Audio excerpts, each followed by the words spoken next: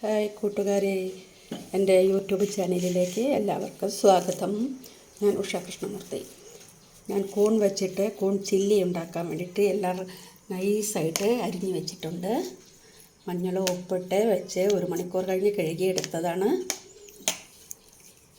സവാള, ഇഞ്ചി, പച്ചമുളക്, വെളുത്തുള്ളി അരിഞ്ഞ് വെച്ചിട്ടുണ്ട്. കരിവേപ്പില എടുത്തിട്ടുണ്ട്. കടുക് ഇട്ടു. വെളിച്ചെണ്ണ ചൂടായി കടുക് ഇട്ടു. അതിലേക്ക് നമുക്ക് കരിവേപ്പില ഇടാം.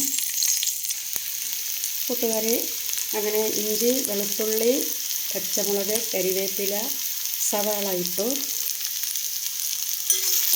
വഴറ്റി ഇത്രയായി. നന്നായിട്ടൊന്ന് വഴഞ്ഞു വരുമ്പോൾ നമുക്ക് കൂണിട്ട് കൊടുക്കാം. കൂൺ മുളക് പൊടി, മഞ്ഞൾപ്പൊടി, ഉപ്പ് ഇട്ടിട്ട് ഇറക്കി വെച്ചിട്ടുണ്ട്. മഞ്ഞൾപ്പൊടി, കരിവേപ്പില ഇവിടെയും ഇട്ടിട്ടുണ്ട്. കുറച്ച് കരിവേപ്പില ഇതിലുണ്ട്.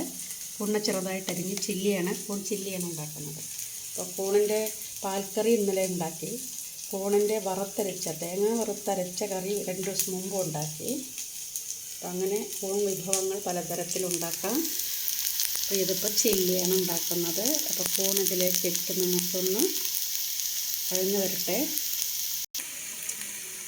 നമ്മുടെ കൂണ് സവാള വഴറ്റിയതിലിട്ടിട്ട് നന്നായിട്ടൊന്ന് മിക്സ് ചെയ്ത് വെച്ചിട്ടുണ്ടായിരുന്നു. ഇനി നമുക്കിതിനെ അടച്ച് വെച്ച് കുക്ക് ചെയ്തെടുക്കാം. ശേഷം നന്നായിട്ട് ഡ്രൈ ആകണം. ഡ്രൈ ആയ ശേഷം നമുക്ക് നോക്കാം. ഡ്രൈ ആകുന്നവരെ ആദ്യം നന്നായിട്ടൊന്ന് വേവട്ടെ. അതിന് ശേഷം നമുക്ക് നല്ല ഡ്രൈ ആക്കിയിട്ട് എടുക്കാം. നമുക്ക് ഇളക്കി നോക്കാം. വെള്ളമെല്ലാം വറ്റി ഡ്രൈ ആയിട്ടുണ്ട്. ഇനി ഇതിലേക്ക് കുരുമുളക് പൊടി, പെരുംജീരകം പൊടിച്ചതുണ്ട്. വറുത്ത് പൊടിച്ചതല്ല കേട്ടോ, പച്ച പെരുംജീരകം. ഞാൻ ഇതിൻ്റെ ഡിസ്ക്രിപ്ഷൻ ബോക്സിൽ ഇടാം ചേരുവകളെല്ലാം. ഓക്കെ, നമുക്കതിനകത്ത് കുരുമുളക് ഇടാം.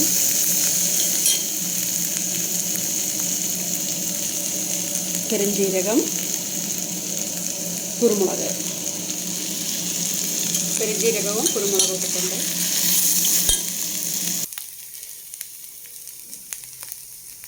കൂൺ ചില്ലി റെഡിയായിട്ടുണ്ട്. അപ്പോൾ അതിലേക്കുള്ള ചേരുവകളെല്ലാം ഞാൻ ഡിസ്ക്രിപ്ഷൻ ബോക്സിൽ കൊടുക്കാം.